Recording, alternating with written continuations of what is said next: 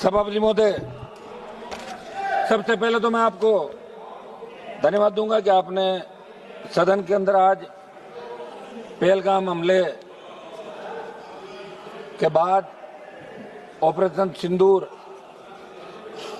पे जो चर्चा रखी और हमें बोलने का अवसर दिया।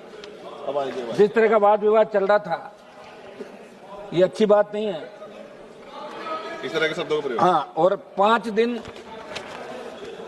लगातार सदन बाधित रहा, पूरा देश देख रहा है। उसके क्या कारण थे? अगर यही होना था ये तो पहले ही दिन हो जाता, फिर 5 दिन बाधित क्यों रहता सदन? पूरे देश का जवान, किसान, हर व्यक्ति हमसे जवाब मांग रहा है कि आप दिल्ली हो, हमारा मामला उठाया कि नहीं उठाया, बेरोजगारी का मामला उठाया, किसान का उठाया, जवान का। निश्चित रूप से मैं आपको धन्यवाद दूंगा, अध्यक्ष जी को और हमारे पक्ष विपक्ष सबको, कि आखिर सदन ऑर्डर के अंदर आया और आज इस महत्वपूर्ण विषय पे ऑपरेशन सिंदूर, जिसको लेके हर भारतीय के मन के अंदर ये था कि ऑपरेशन सिंदूर के बारे में खुली चर्चा होनी चाहिए। आज सदन के विद्वान सदस्यों ने अपनी अपनी बात रखी। सभापति महोदय, निश्चित रूप से 26 लोगों की 22 अप्रैल 2025 को जो पहलगाम में धर्म पूछ के हत्या की, वो निंदनीय कृत्य था। और उस पल जितने भी टेलीविजन पे, सोशल मीडिया पे इस खबर को देखा, हर घर के अंदर रुदन था। बच्चे, महिलाएं, बूढ़े सब एक ही बात कह रहे थे कि बहुत गलत हुआ, हम आज भी सुरक्षित नहीं हैं। मोदी जी ने 11 साल जो हमें सुरक्षा की गारंटी के नाम पे वोट लिया और ये बात कही कि हमारी सरकार अगर एनडीए की आई तो हम शहादत नहीं होने देंगे, हिंदुस्तान सुरक्षित होगा। और 26 लोगों की, रुको यार, क्या कर रहे हो, रुको तो एक बार। बोलो। जिस तरह सभापति जी चुप कराइए इनको। जिस तरह 26 लोगों की निर्मम हत्या की, जिन महिलाओं के सामने, जिनकी नई नई शादी हुई, उनके पति की हत्या की, बच्चों की, महिलाओं की, और ये घृणित करते पाकिस्तान द्वारा जिन आतंकवादियों को पनाह दी जाती है, जिस आतंकवाद का पोषण पाकिस्तान कर रहा है, और उसके आतंकवादियों द्वारा पहलगाम के अंदर ये दहशतगर्दी की गई। दुर्भाग्य से हमारे सिस्टम के अंदर भी कोई चूक रही होगी सभापति महोदय, कि अंतर्राष्ट्रीय सीमा पे पहलगाम नहीं है, लेकिन वहां तक ये आतंकी कैसे पहुंचे? क्या अपना खुफिया तंत्र इतना कमजोर हो गया? और वहां इतनी संख्या में अगर पहलगाम के अंदर पर्यटक आते हैं तो सुरक्षा के क्या इंतजाम आपके थे? आप 10, 15, 20 लोग लगा सकते हो। और हमला होने के बाद कितनी देर बाद लोग वहां पहुंचे, स्थानीय लोगों ने मदद करी, आपके मिलिट्री के लोग बहुत लेट पहुंचे। ये निश्चित रूप से बहुत बड़ा दुर्भाग्य था। पूरा देश उस दिन रोया था और मोदी जी को बार बार यही कह रहा था कि अब कब जगोगे, कब उठोगे?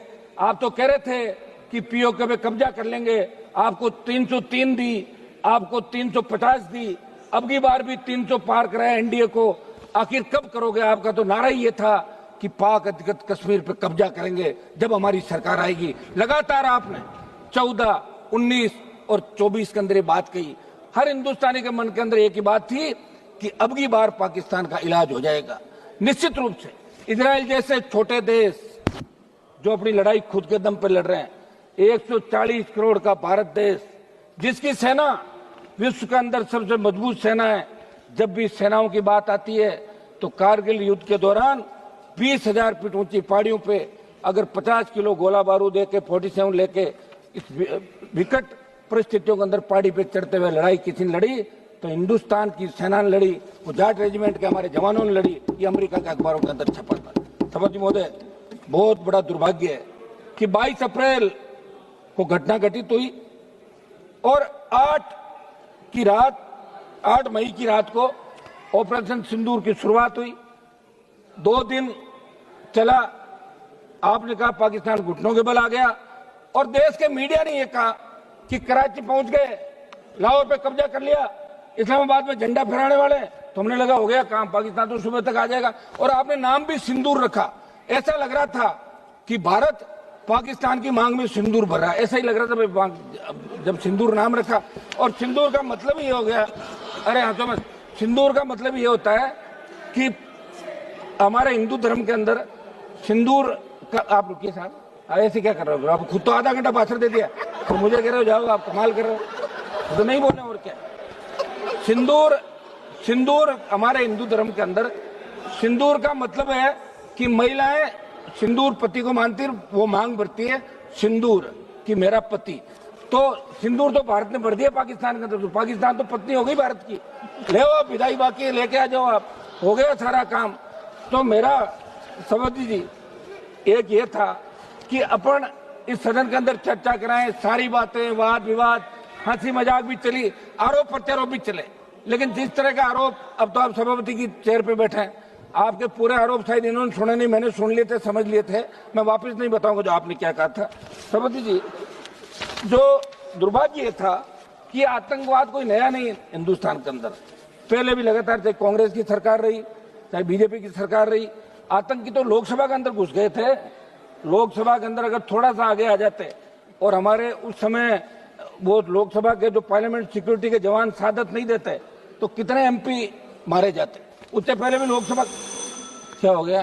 बोलने दो ना, दो एक मिनट बोलने दो, अभी अभी है कुछ। एक तो मेरी बात सुनो, 10:30 11 बजे बुलवा रहे हो आप, ठीक है, खबर तो अखबार में छपनी नहीं, ये तो तय है, सिर्फ सोशल मीडिया से काम निकलेगा। और हम ये बैठे हैं, इसका मतलब हम मजबूत लोग हैं जो सेना के सम्मान के अंदर रात को 12 बजे भी हाउस के अंदर बैठे हैं। हाउस में अभी 150 से ज्यादा संख्या नहीं होगी सांसदों की, लेकिन हम सेना के सम्मान के लिए यहाँ बैठे। सभापति महोदय, हम 2-3 जो प्रमुख हमारी चीजें हैं, एक तो घुसपैठ कैसे हुई, इस मामले के अंदर जांच होनी, आखिर घुसपैठ कैसे हुई, उसकी जांच क्या रही। ऐसा नहीं हो गया यार सब कुछ ठीक है, भाषण दिया चलते, पर देश जानना चाहता है। और अभी सोशल मीडिया का जमाना, प्रत्येक व्यक्ति को अधिकार है। एक मेरी मांग रहेगी कि अग्निवीर जो योजना आप लाए, उसके बाद सेना का मनोबल गिर गया।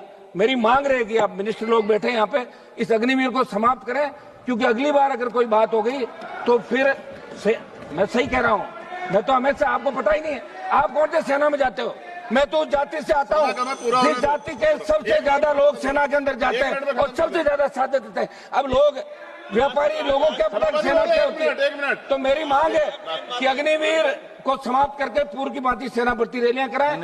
और इसके अंदर जब प्रधानमंत्री जवाब दे तो सिंदूर क्यों नाम रखा, सिंदूर कहां भरा, इस बात का भी पूरा प्रधानमंत्री के जवाब के अंदर। धन्यवाद। हम सब सेना को सैल्यूट करते हैं। एक मिनट साहब सुने, सेना को हम सैल्यूट करते हैं और इसके अंदर जो लोग सीज फायर श्री बालासुरी वल्लभ जो लोग मारे गए उनको भी हम नमन करते हैं, उन लोगों का और सेना हमारी मजबूत है। आप स्टार्ट कीजिए जी, बालासुरी जी आप स्टार्ट कीजिए।